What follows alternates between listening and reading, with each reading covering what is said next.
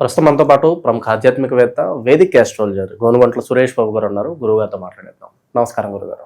మణికంఠ గారు నమస్కారం అండి. గురుగారు, జూన్ నెలలోకి మనం అడుగు పెట్టేసాం. మరి ఓవరాల్గా ఈ నెలలో ప్రత్యేకమైన రోజులు ఏమేమి ఉన్నాయి, ఆ రోజులను ఎలా వినియోగించుకోవాలి, ఓవరాల్గా ఈ నెలలో వీళ్ళకి ఎదురయ్యే లాభ నష్టాలు మంచి చెట్లు ఎలా ఉండబోతుంది? సో ముందుగా మనం అమ్మవారిని ప్రార్థన చేద్దాం, అందరికీ చక్కగా ఉండాలని.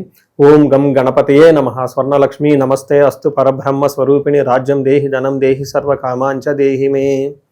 12 రాసుల వారికి చక్కగా అమ్మవారు ఈ వచ్చే జూన్ మంత్లో ప్రతి ఒక్కరికి బ్రహ్మ జ్ఞానం ఇవ్వాలని, తద్వారా అందరూ హ్యాపీగా ప్రతి నిమిషం ఉత్సాహంగా ఉండాలి. వాళ్ళ లైఫ్లో ఎలాంటి చీకులు బాధలు లేకుండా ఎప్పుడు నవ్వుతూ ఉండే ఒక సామర్థ్యం వాళ్ళకి ఉండాలని, అలానే ప్రతి ఒక్కరికి అధికారాన్ని, పవర్ని, స్టేటస్ని, వాళ్ళ మాటకి ఒక పలుకుబడిని, ఒక గౌరవాన్ని ఇచ్చే విధంగా ఉండాలని అమ్మవారికి కోరుకున్న. రాజ్యలక్ష్మి కటాక్షం ఉండాలని, ప్రతి ఒక్కరికి ధనం విపరీతంగా ఉండాలి. ఇది ధనం లేదు, ధనం వల్ల మీకు ఈ పనులు చేయలేకపోతున్నాం అలాంటి ఫీలింగ్ లేకుండా అలా ప్రతి ఒక్కరికి ధనం చక్కగా సమృద్ధిగా ఉండే విధంగా అని మనం అమ్మవారిని కోరుకుందాం. ముఖ్యంగా నాకు బాగా నచ్చింది ఏంటంటే సర్వకామాంచ. ఓకే, అనుకున్న కోరికలన్నీ తక్షణమే. ఎందుకంటే మనం చాలా విషయాల్ని అధికారంతో, పవర్ తోటి కొనలేము, చాలా విషయాలు ధనంతో కూడా చేసుకోలేము. ఇవి కాకుండా అమ్మవారి కృప ఉండటం వల్ల ఇంకెలాంటి కోరికలైనా నేర్చుకోవచ్చు. కాబట్టి సర్వకామార్థ సిద్ధి సర్వకామాంచ దేహిమే. అమ్మవారిని మనకున్న ప్రతి కోరిక కూడా ఇమ్మీడియట్గా తక్షణం ఆ కోరిక అలా రావటం, అలా ఇమ్మీడియట్గా మనకి అనుకున్న పనులు జరిగే విధంగా అమ్మవారి యొక్క కృపాకరణ మన మీద ఉండాలి. ఈ రాశి ఫలాలు వాళ్ళకి అందరికీ, చూసిన వాళ్ళందరికీ 12 రాశుల వారికి ఉండాలని చెప్పేసి, అందరూ బాగుండాలని చెప్పేసి మనం కోరుకుంటూ ముందుకెళ్దామండి. ముఖ్యంగా మనం ఎప్పుడూ చెప్పుకుంటూ ఉంటాం, ఆ ప్రతి ఒక్క మంత్కి కొన్ని విశిష్టతలు ఉంటాయి. ఈ జూన్ మంత్ వచ్చేటప్పటికి అధిక జ్యేష్ఠ మాస పౌర్ణమితో స్టార్ట్ అయ్యి నిజ జ్యేష్ఠ మాస పౌర్ణమితో ఎండ్ అవుతుంది. అంటే 2 పౌర్ణమిల మధ్య ఇది ఉంటుంది. ఇందులో ఫస్ట్ 15 days మనకి అధిక మాసం కాబట్టి పెళ్ళిళ్ళు, ముఖ్యమైన కార్యక్రమాలు ఉండవండి. కానీ 15వ తారీఖు నుంచి అక్కడి నుంచి యథావిధిగా పెళ్ళిళ్ళు అవన్నీ చక్కగా ఉన్నాయి. ఈ 15 days కూడా అందరూ ఈ షాపింగ్లు అవి ఇవి చేస్తూ బిజీగానే ఉంటారు. కాబట్టి టోటల్గా ఒక మంత్లీ అనేది సెలబ్రేటెడ్ మంత్ అని మనం అనుకోవాలి. తర్వాత ఇందులో ఆధ్యాత్మికంగా మనం చూసుకుంటే, ఇందులో ఈ మంత్లో 2 శని త్రయోదశులు ఉన్నాయండి. ఇది చాలా రేర్గా వస్తుంది. ఒకనొక టైంలో 5 మాసాల వరకు, 6 మాసాల వరకు, లాస్ట్ ఇయర్ అనుకుంటా 5 months వరకు శని త్రయోదశ రాలేదు. సో ఈసారి పర్టికులర్గా శనికి సంబంధించిన రాసులు ఎవరైనా బాధలు పడుతూ ఉన్నారో వాళ్ళకి 2 శని త్రయోదశులు ఉన్నాయి కాబట్టి చక్కగా సద్వినియోగం చేసుకోవాలి. వీటితో పాటుగా ఏరువాక పున్నమి అని ఉంటుందండి. అది చాలా విలేజెస్లో ఇంకా బాగా సెలబ్రేట్ చేస్తారు. ఎద్దులకి చక్కగా కొమ్ములకి రంగులు వేసేసి, గంటలు కట్టి, ములికర్ర పట్టుకొని, ఒక తప్పట్లో పెట్టుకొని, అవన్నీ ఏమంటారు భజంచీలు పెట్టుకొని గుడి చుట్టూ తిరిగేసి అక్కడి నుంచి వెళ్ళిపోయేసి అరకలు దున్నుతూ ఉంటారు పొలాల్లో. ఈ ఏరువాక పున్నమి ఈ విలేజెస్లో ఇప్పటికీ చాలా చక్కగా బ్రహ్మాండంగా చేస్తుంటారు. అది అందరూ మర్చిపోకుండా సెలబ్రేటెడ్ లాగా చేస్తూ ఉంటారు. అందరూ చేసుకోవాలని చెప్పేసి అది మనం కోరుకుందామండి. ఇలా అన్ని విశిష్టతలు కలిగిన ఈ జూన్ మంత్లో 12 రాసుల వారికి ఎలా ఉందో మనం చూద్దాం. జ్యోతిష శాస్త్రం ప్రకారంగా ఇంకొక ముఖ్యమైన విషయం ఏంటంటే, ఇందులో 5 గ్రహాలు మారుతూ ఉన్నాయండి. గురువు మారుతున్నారు జూన్ 2న. తర్వాత గురువుతో మాటు జూన్ 8న వచ్చేటప్పటికి శుక్రుడు మారుతున్నారు. 21వ తారీఖున జూన్ మారుతున్నారు. 15వ తారీఖు సూర్యుడు మారుతూ ఉన్నారు.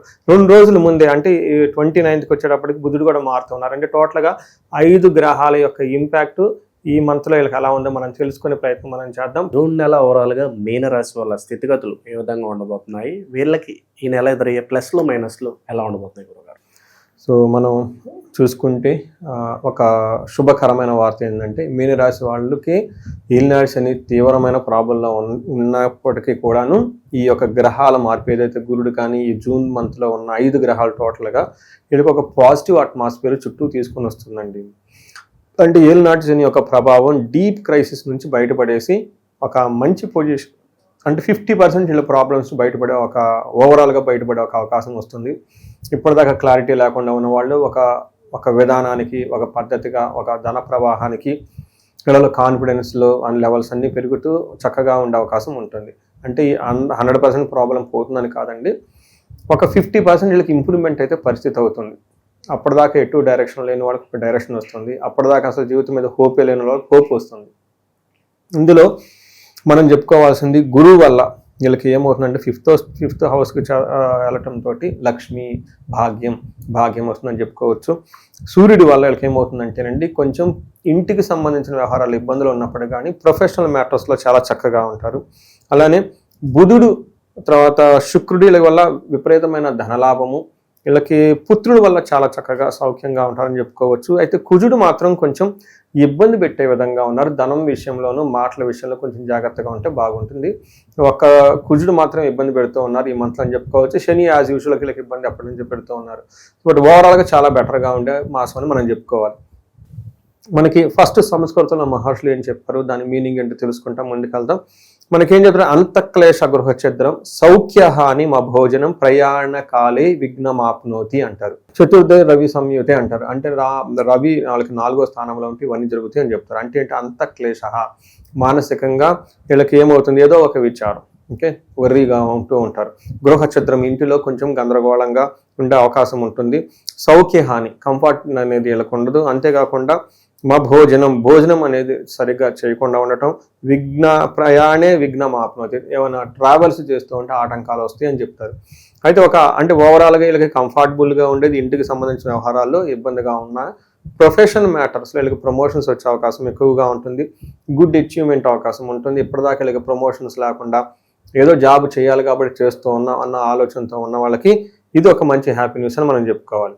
అయితే కుజుడు మాత్రం వీళ్ళకి కొంచెం ఇబ్బంది పెట్టే విధంగా ఉన్నారు. చక్కటి పరిహారాలు చేసుకుంటే అది కూడా పోతుంది. ఏమంటారు, అసత్వం సతతం క్లేశ సర్వకార్య వినాశనం సదా దుర్జన సేవ సంపర్క భీతి అని చెప్తారు. అంటే వీళ్ళకి సదా దుర్జన సేవ, ఈ టైంలో చెడ్డ వాళ్ళతో పరిచయాలు పెంచుకునే అవకాశం ఎక్కువగా ఉంటుంది. తద్వారా సర్వకార్య వినాశనం, చెడు వాడి పక్కన ఎప్పుడు ఉన్నా కానీ అది మనకు మంచి జరగదు కాబట్టి చాలా చక్కగా ఉండటం. అంతేకాకుండా భీతి అంటే చెడ్డవాళ్ళతో కలవటం వల్ల అయ్యో తప్పేది చేసామే, గిల్టీ పనులు చేసామో నాకు భీతిగా భయంగా ఉండే అవకాశం ఎక్కువగా ఉంటుంది. దుర్మార్గుల సవాసం, చేసిన పనిలో చెడిపోతూ ఉంటుందని తెలుసుకోవాలంటే బేసికల్గా ఇక్కడ ఏంటంటే వీళ్ళకి ఎవరితో పడితే వాళ్ళతో పరిచయాలు కాకుండా నిజంగా అవసరము జెన్యున్గా అనుకుంటేనే 1-2 సార్లు వెరిఫై చేసి ముందుకెళ్ళటం ఎంతైనా అవసరం. తర్వాత శుక్రుడు వీళ్ళకి 5వ స్థానంలో ఉండటం వల్ల అగైన్ ఇది కొంచెము మంచి పాజిటివ్ న్యూస్ అని మనం చెప్పుకోవచ్చు. శుక్రుడు 5వ స్థానంలో ఉంటే మహాభాగ్య యోగం. వీళ్ళకి 2 శుభగ్రహాలు జూన్ మాసంలో 5వ స్థానంలో ఉండటంతో 2 స్థానాలు కూడాను వీళ్ళకి పూర్వజన్మ సుకృతం, పిల్లల విషయంలో కానివ్వండి, తర్వాత మంచి క్లారిటీ రావటం, అటు వెళ్ళాలని ఒక ఆలోచన ఉండటం, హైయర్ ఎడ్యుకేషన్ చేయాలనుకున్న వాళ్ళకి చక్కగా కలిసి ఉండటంతో పాటు అన్ని విషయాలు చాలా చక్కగా ఉంటాయని మీరు గమనించుకోవచ్చు. ఇందులో వీళ్ళకి శుక్రుడు 5వ స్థానంలో ఉంటే ఏమవుతుందంటే దాసీ వృత్య జన లాభ నిత్య మృష్టాన్న భోజనం ధనధాన్యాభీష్టార్థ పంచమస్తేద్ భవేత్ శుక్ర అంటారు. అంటే వీళ్ళ కింద ఉన్న ఎంప్లాయీస్ కానివ్వండి, వీళ్ళ కింద ఉన్న మేట్స్ ఎవరైనా ఉంటే వీళ్ళకి బాగా చక్కగా సపోర్ట్ ఇచ్చే అవకాశం ఉంటుంది. నిత్య మృష్టాన్న భోజనం, డైలీ మంచి ఫుడ్ తింటూ ఉంటారు. ధనధాన్య అభిష్టార్థ అంటే వీళ్ళకి ధనానికి సంబంధించి ధాన్యానికి సంబంధించి అనుకున్న పనులన్నీ చక్కగా నెరవేరుతూ ఉంటాయని తెలుసుకోవాలి. అంటే టోటల్గా వీళ్ళకి లేడీస్ నుంచి మంచి సపోర్ట్ వస్తుంది. ఇన్ కేసు లేడీస్ అయితే జెంట్స్ నుంచి మంచి సపోర్ట్ వస్తుందని మనం తెలుసుకోవాలి. మనం చూసుకుంటే ఒక కుజుడు తప్ప ఈ కుజుడు కూడాను దుష్ట బ్యాడ్ కంపెనీ ఫ్రెండ్స్ అవి ఇవి చేసుకొచ్చే విధంగా ఉండే తప్ప బట్ ఓవరాల్గా బాగుంది. ఒక బెస్ట్ టైంలో అయితే వీళ్ళు ఎంటర్ అయ్యారని మనం ఖచ్చితంగా చెప్పుకోవచ్చు. అదేమంటారండి, ఒక న్యూ ఫేజ్లోకి వీళ్ళు ఎంటర్ అయ్యారు ఖచ్చితంగా చెప్పుకోవచ్చు. సో ప్రస్తుత కాలంలో మరి వీళ్ళు ఎలాంటి శైలిలో కూడా ఉన్నారు, మరి వీళ్ళకి ఎలాంటి పరిహారాలు బాగుంటాయి అంటారు? పరిహారాలు కుజుడికి ఎక్కువగా చేసుకోవాలండి. కుజుడికి సంబంధించి సుబ్రహ్మణ్యేశ్వర స్వామికి చక్కగా ఆరాధన చేస్తే బాగుంటుంది. సుబ్రహ్మణ్యేశ్వర భుజంగ స్తోత్రంతో పాటు నేను బాగా ఎక్కువ ఏం చెప్తానండి, కుజుడికి క్షేత్ర పాలకుడు వీళ్ళకి అధిష్టాన దేవత అని చెప్తారండి. అంటే ఎవరికి మనకి గ్రామ దేవతలు ఉంటారు, పోచమ్మ తల్లి, పోలేరమ్మ తల్లి, అంకమ్మ తల్లి, తర్వాత మనకి గంగమ్మ, ఇలా వాళ్ళ ఏరియాలో ఉన్న గ్రామ దేవతలు ఎవరిని ఉంటే వాళ్ళని చక్కగా పూజిస్తే చాలా బాగుంటుంది. గుళ్ళకి వెళ్ళే వాళ్ళంటే ప్రతి గుళ్ళకు కూడాను ఆ గుడికి క్షేత్ర పాలకుడు అని ఉంటారు, వాళ్ళని బాగా గౌరవిస్తే చాలా simple and easy powerful remedy.